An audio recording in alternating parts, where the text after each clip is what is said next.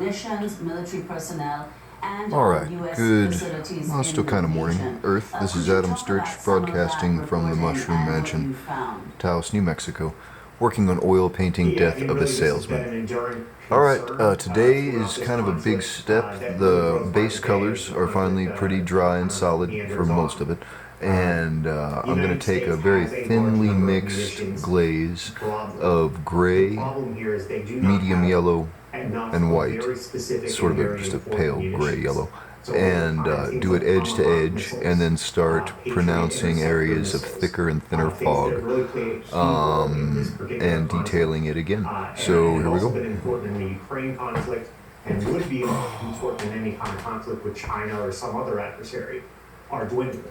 They cannot be built quickly, and this was a known thing going back not only through the Trump administration, but into the Biden administration as well. Some steps were taken to fix this. However,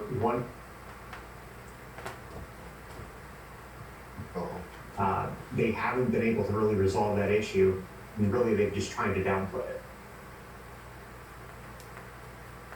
Dan Lamothe, we want to thank you for being with us, national security writer at the Washington Post. We'll link to your exclusive that exposed the secret flight is headlined Contradicting Public Statements. Trump took secret flight from Turkey amidst Iranian threat. His latest piece with other Washington Post reporters. CIA had low confidence in Iranian threat before Trump switched planes in Turkey.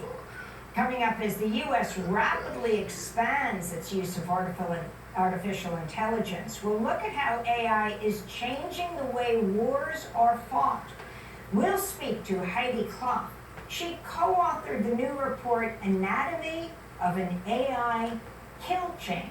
And then we'll talk about race and AI. Stay with us.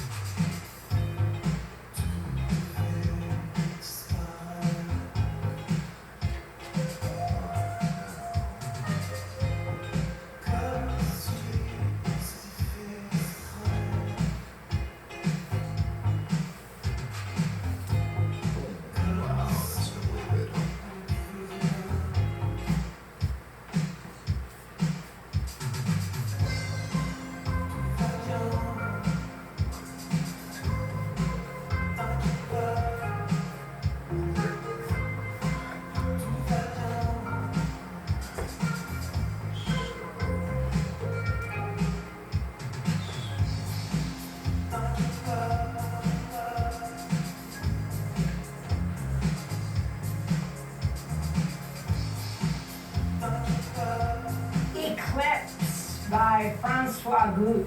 Yes, I am here in London, and that's exactly what Londoners and people in so many countries in Europe experienced yesterday, a solar eclipse.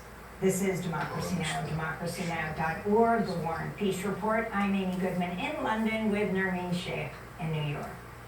We turn now to how artificial intelligence is transforming warfare, from targeting software to autonomous drones.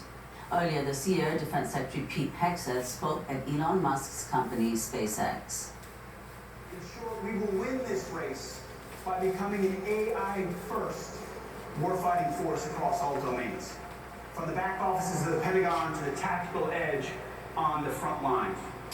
And this is CENTCOM Commander Admiral Brad Cooper talking about the U.S. military's use of AI. Our warfighters are leveraging a variety of advanced AI tools. These systems help us sift through vast amounts of data in seconds, so our leaders can cut through the noise and make smarter decisions faster than the enemy can react. Humans will always make final decisions on what to shoot and what not to shoot, and when to shoot. But advanced AI tools can turn processes that used to take hours and sometimes even days into seconds. We're joined now by Heidi Klum, the chief AI scientist at the AI Now Institute. It's just released a joint report with Air Wars titled Anatomy of an AI Kill Chain. Heidi, thanks so much for being with us. We want you to explain this report, but also to warn you to a global lay audience when you use terms like generative AI and artificial general intelligence, if you would explain your terms. But tell us about this anatomy of an AI kill chain. Yes, we actually wanted to break down and demystify a lot of these terms that we're now seeing being used, like you mentioned, generative AI, large language models, and also more generally, the use of AI generally in warfare and what that means. And I think it's important to remember, and what we're trying to convey in this report really, is that AI has been used in the military and defense since the 1960s. And when we're talking about a new AI arms race, it means the inclusion of something like ChatGPT, which is a type of AI that's known as a large language model, into now the decision-making processes for targeting, right? And the thing is that we want to break down is that it's not just one AI killer robot, which is often kind of the concept that people have of AI. What it is a series of different types of AI algorithms that are chained together, each with their own pitfalls, each with their own flaws, each have very low reliability and accuracy. And these systems build off of each other and feed into one another to unfortunately end up resulting in civilian casualties, as we've often seen with their use. So we break down each step of the kill chain, how each AI algorithm leads to faulty decisions and ultimately can lead to decision making in targeting civilian casualties because of how faulty these algorithms are. We don't just focus on the new types of AI that we are seeing advertised, as discussed, things like ChatGPT, large language model. We also talk about older types of AI that are continued to be used and continue to be relied on, like vision systems. And if you could explain, Heidi, the difference between decision support systems and autonomous weapons systems. And on the question of large language models, you've warned that there have been operations from Russia and China that put out propaganda to try to skew the outputs of large language models. What does that mean? So really the difference between a decision support systems and autonomous weapon systems is that there's a human in the loop when you're selecting a target, essentially to strike. An autonomous weapon system means that this is done automatically without a human in the loop. And I consider this kind of, separation between them to be pretty superficial in practice, because ultimately if you have a human who's just rubber stamping the AI decisions, right? And we know that they do this due to kind of something called automation bias in our field, which is that we know that humans are prone to just accepting recommendations of AI algorithms without corroborating that evidence. To me, in practice, that means that you have a human who, under the time pressures of war and conflict, is just approving decisions by an AI. And so typically this separation is often made to say, well, the AI is safe, it's fine even if it makes mistakes because you have a human correcting that. But in practice we see a very, very different photo or a different picture of how that occurs. If you could explain, Heidi, the way in which AI systems were used both by Israel in Gaza as well as in the US-Israeli war on Iran, and in particular the attack on the school in Minab in the first days of the war. Yeah, I mean, we've known that large language models have been used since really the IDF started using them in Gaza. A good example of that is an AP investigation which demonstrated that they were using it to translate intercepted communications, right? And they were taking essentially Arabic and determining whether or not specific people should be put on a target list. And we found essentially that because, again, large language models are highly inaccurate and unreliable, that they mistranslate Arabic. In this case, they took something like a payment and thought it referred to a payload and added people to a targeting list. In this specific example, we know that this was caught. But again, under the time pressure, there's going to be oftentimes situations where human operators aren't going to double check that, especially that oftentimes it's very difficult to understand why a specific AI made the decision that it did. And now we know that it's been confirmed by the U.S. Department of War that they are using Claude through Palantir's Maven to similarly make targeting decisions. And we have now, unfortunately, the Minap school tragedy, which resulted in 160, civilian casualties. And it's becoming then unclear whether or not AI is used. And we know that Claude is being used to sort of make these targeting recommendations. But ultimately, it hasn't really been clear. Was it the AI? Was it not? Was it deliberate? Was it not? And how do we really trace that when we can't really verify or validate whether something was an AI recommendation or not? Furthermore, we have a very difficult time with large language models because of their scale and nature of operation to be able to understand why an AI made the decision that it did. Was it due to faulty data? Was it directed to do so? Was it due to hallucinations, which, if anyone has used ChatGPT, knows that these, chatbots often kind of fabricate information. And I think that's where we are with that current situation. It's so unclear to us what was the cause of that. And I would say, actually, that's kind of the purpose of AI systems themselves. They are often used to launder accountability. Heidi Klum, Anthropic earlier this year announced it'd be ditching its core safety promise. You previously worked at companies like OpenAI, where you tried to help them create their first safety frameworks to understand how to evaluate their AI systems. And now OpenAI's head of ethics left after less than a year after joining. That was Chloe Bacalar, one of several high-profile exits at OpenAI in recent weeks as concerns mounted. If you can talk about what these ethics frameworks are and why people are leaving one after another, and why it's only the company that determines this, not government regulators, how AI is used. Well, I can't necessarily speak on why those specific individuals left, but I can speak from my own experience as a safety engineer, because prior to joining OpenAI, I actually worked in nuclear, defense, and aviation, ensuring that the systems implemented in those, what we call safety critical situations don't cause any harm. And ultimately, what these companies are they're reinventing safety. They're co-opting a lot of the terms that we've used traditionally in safety and security engineering to really make this about kind of a different types of safety. Instead of being concerned, are our systems reliable? Are they accurate? Do they perform as intended? Are they fit for purpose so that no human is harmed and sort of due to the decisions or recommendations that they make? We instead have these like safety and ethics frameworks about, whether or not these systems are autonomous, whether they have intention, whether they're conscious, right? And that's a very, very different question. And often they can give the illusion that they are, and sort of, personifying a lot of the language, or the actions of these models themselves.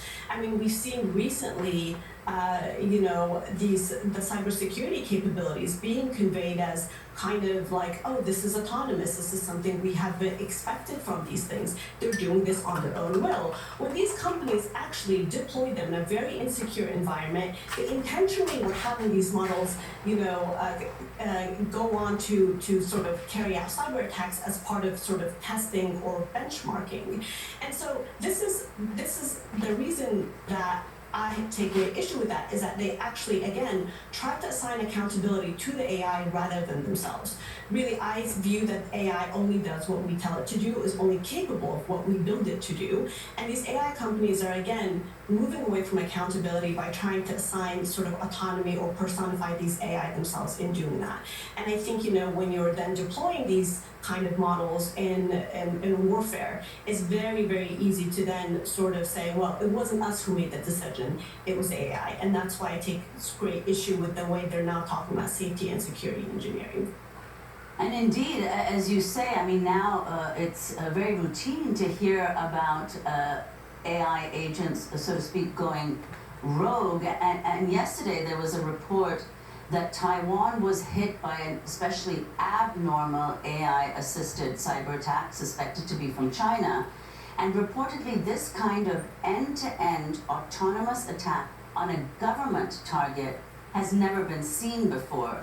And the most remarkable fact about the target, as the Financial Times wrote, is that the AI continuously ranked and reprioritized possible attack plans based on available evidence. So if you could talk about whether you think in all of these cases, or the ones that we know about at least, it is the makers of this AI who are responsible and not the agents that are going rogue, and what it would mean if these agents, artificial intelligence agents, move beyond cyber attacks and into actually theaters of war. Well, the thing is, we are seeing them being deployed in warfare already. And the thing about AI is that it is a very powerful technology. They are very capable things, but they're only as capable as we make them. And they only really do the things that we make them do. And oftentimes, we might not be precise in the way that we specify their tasks, right? Like the cybersecurity tasks, they were assigned to go and carry out cybersecurity attacks. And, you know, they were not doing this on their own will. They were built that way, they were trained that way. And I think that's very important to keep in mind. And in warfare, it's the same situation. They are being basically given a lot of data to understand how to target. They are being given profiles, often faulty ones, to determine who's an adversarial and who isn't. And ultimately, the thing is, these are based on really loose parameters, right? These are not, the way that we build them isn't always accurate, isn't always reliable, and we know that AI really doesn't really understand anything beyond what it's trained on. So as soon as it sees a situation, especially in warfare, that it does not recognize, we know this is in the exact situation that the AI will fail, make a recommendation that's not true, or fabricate outputs, right? And so I think it's really important to keep in mind, yes, they are capable, yes, they can do things like cybersecurity attacks, and they do speed up operations. They definitely do. That's kind of, you know, one of their core features. But then if you have something that speeds up operations, but their kind of baseline accuracy and reliability is 30 to 60%, that's not really different from indiscriminate targeting, right? It doesn't also mean this is some sort of, you know, killer robot that has its own intention. Anything has been built by design. And if we're reckless in the way that we build them, that doesn't mean it's the AI is at fault. I think it definitely should, the accountability should always be with the system designers and the people choosing to deploy them, despite knowing that they have these really poor reliability and accuracy rates, especially in new situations, which is actually more likely to happen in warfare than it is with sort of cybersecurity attacks. Heidi Kloff, we want to thank you for being with us, Chief AI Scientist at the AI Now Institute. We will link to your report that you released jointly with Air Wars titled Anatomy of an AI Kill Chain. Coming up, Timnit Gebru, the founder of the Distributed Artificial Intelligence Research, fired from Google in 2020 for warning about biases built into AI models. Stay with us.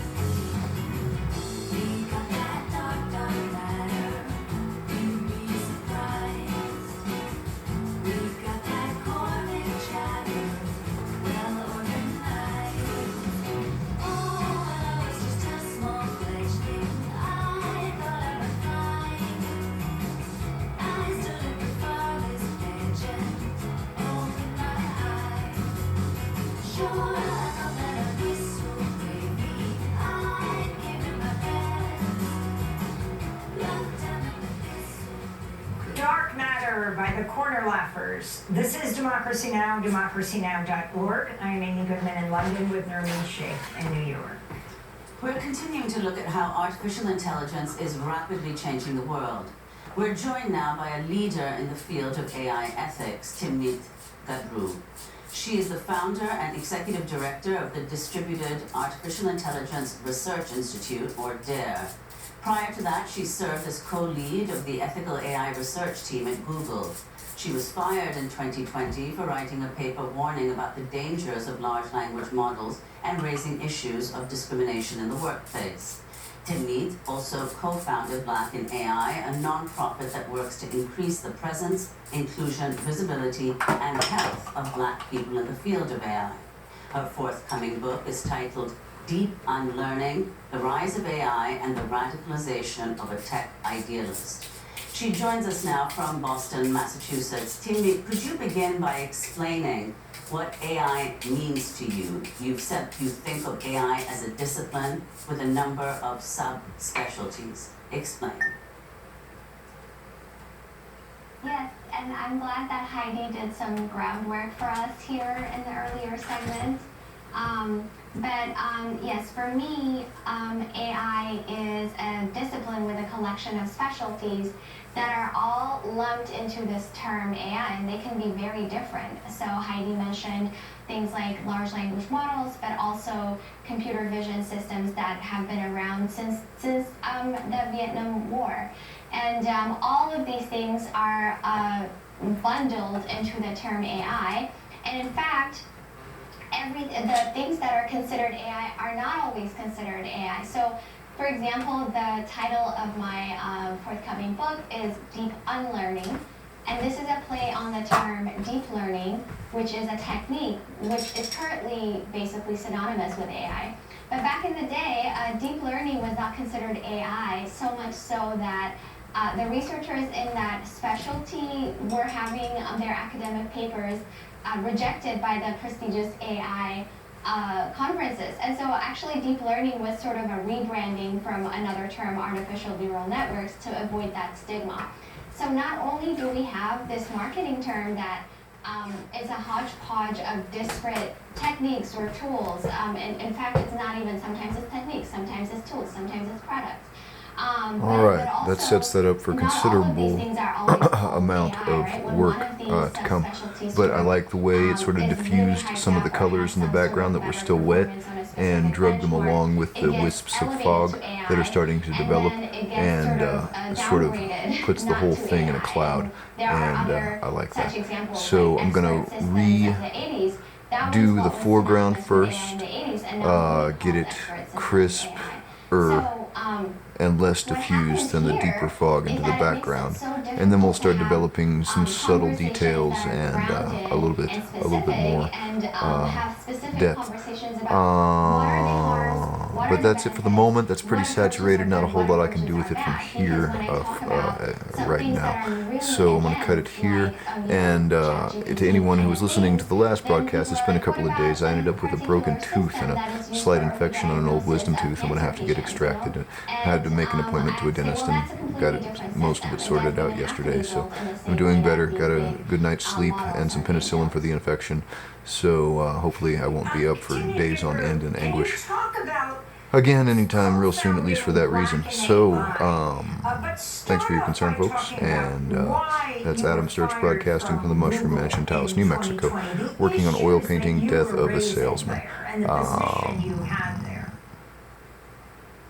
We'll see where this goes from here. So yeah, I co-founded Black in AI way before